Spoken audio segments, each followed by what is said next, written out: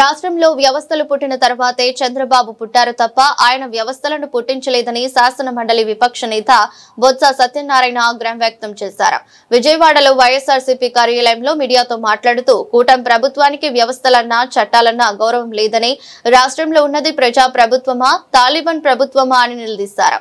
Visakha steel plant విషయంలో అసహనంతో ఊగిపోతున్న CM plant రక్షణ కోసం శాశ్వత పరిష్కారం చూపకుండా ఎదురుదాడి చేయటం ఏంటని నిలదీశారు. సార్, స్టీల్ ప్లాంట్ మీద మీ వైఖరి ఏంటి? దాన్ని ప్రైవేటైజేషన్ చేస్తానంటున్నారు. దాని మీద మీ తాలూకు సమాధానం అడిగితే అది ఆయన మాటలు. ఒక బాధ్యత ముఖ్యమంత్రి అంత ఆసనం కోల్పోవాల్సిన పరిస్థితి ఏంటి? ఆ రోజు ఈ స్టీల్ ప్లాంట్ మీద ఒక తీర్మానాన్ని ప్రవేశపెట్టారు అధికారంలో ఉన్న తెలుగుదేశం కూటమి ప్రభుత్వం. ఏమని 11,400 కోట్ల రూపాయలని కేంద్ర ప్రభుత్వం ఇచ్చింది. దానికి అభినందన తెలుపుతూ తీర్మానం చేయమన్నారు. ఓ ప్రధాన ప్రతిపక్షంగా మా అభిప్రాయం చెప్పాం. మాకు ఇచ్చిన దానికి అభినందన సరే చెప్తాం, కానీ ప్రైవేటిజం చేయమని తీర్మానాన్ని కూడా చేయాలని చెప్పి మేము పట్టుబట్టాం. దానికి అంగీకరించదు. ఎందుకు అంగీకరించదు?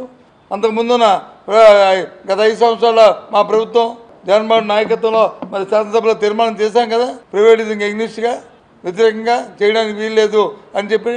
సాక్షాత్తు ప్రధానమంత్రి విశాఖపట్నం వస్తే వేదిక మీదే ఆనాటి ముఖ్యమంత్రి జగన్మోహన్ రెడ్డి గారు ఆ విషయం చెప్పారు కదా. ఇది ప్రజల తాలూకు సెంటిమెంటు, విశాఖ హక్కు, ఆంధ్ర హక్కు, ఇది ప్రైవేట్ పరంగా చేయడానికి మేము మా ప్రభుత్వం మా పార్టీ ఒప్పుకోదు, దయచేసి దాన్ని విరమించుకోండి చెప్పారు కదా.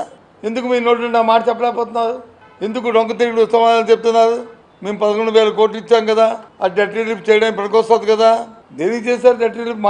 మా ప్రజల తాలూకు అనుమానాలు, కార్మికులకు ఉన్న అనుమానాలు, మీరు చేస్తున్న వ్యవస్థల్లో ఆ అప్పులు తీసి దీన్ని వచ్చి ప్రైవేట్ పరం చేయడానికి ఆలోచన చేస్తానండి. ఓ 4 నెలల కింద మా పార్లమెంట్ సభ్యులు అడిగితే ఏదైతే పూర్తి స్థాయిలో ప్రైవేటిజం చేద్దామని డిస్ట్రిబ్యూషన్లో పెట్టామో దాని నుంచి వెనక్కి వెళ్ళడానికి మేము చేయలేదని మీ తాలూకు కేంద్ర మంత్రి గారే సమాధానం ఇచ్చారు.